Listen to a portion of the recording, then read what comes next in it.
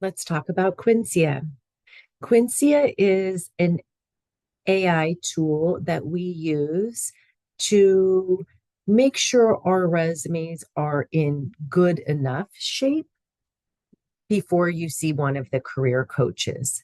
Quincia also has multiple functions. It can help you uh, practice your interviewing, and it can also look at your LinkedIn profile and audit your LinkedIn profile. Today, we're going to be talking about how to use Quincia as a resume editing tool. Okay, you're going to watch this video really quick, and uh, we'll be back.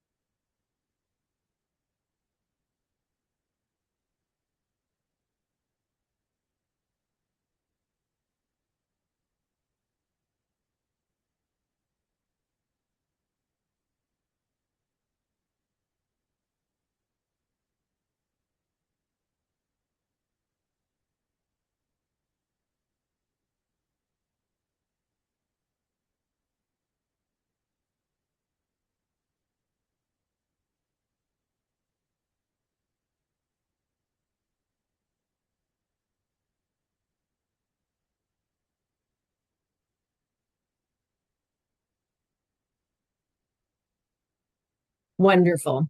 So now you have an idea of what Quincia can do for you, and let's dive into a few more details that tend to come up every year. We gave you the GPS resume template, which can be found in the resource library, and you're going to want to download that as soon as possible. And then you'll want to transfer all of your information over so that we can upload it to the Quincia program and get a good score on it, which we'll talk about. So one of the things that Quincia had shared with you is that the applicant tracking systems aren't really good at parsing information, specifically when it comes to graphics or text boxes. So if you do want to have a fancy resume, which is fine, but you're not going to use that one to apply. You would use it if you were emailing your resume or handing your resume to somebody, but you wouldn't be using it if you were going to be applying online. Here's kind of a deep dive into the the way that the applicant tracking system looks at some of those columns and information within the columns. We might get rid of the grid lines in the columns, but it's not going to understand that there's a grid in the resume in one of the text boxes. So it will kind of squish it all together, and that's not very helpful. Some other tips for Quincia, what you'll want to do is register using your UCSD email. There's a link in this presentation as well as in the resource library. You're going to activate the license, upload the resume, and edit all flags. Before you can make an appointment with one of the career coaches, you need to have a Quinn score of at least 240. Now, every year there are some students who just can't even get it to 100 for whatever reason. Please know that we will support you. Just stop by one of the offices of the coaches and we'll walk you through how to make the right changes. But ideally, we want to get you to 240, the best that you can get to 240. Again, if you can't get it to 240, please stop by. Know that we can help you get there. Some other best practices, I think we talked a little bit about this in the resume portion of the last video. You'll want to use a lot of action verbs and consistent formatting. I like to use a font size of 11.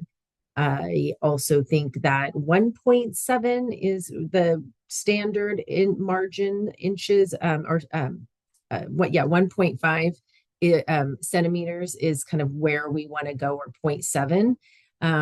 Thinking about how that looks, it'll give you a little bit more room. One of the things that I've noticed when we do stretch out the margins is a lot of our border lines that separate each section will tend to not will the our words will not reach them, so we might have to play around with some of that formatting, making sure that your education is in reverse chronological order.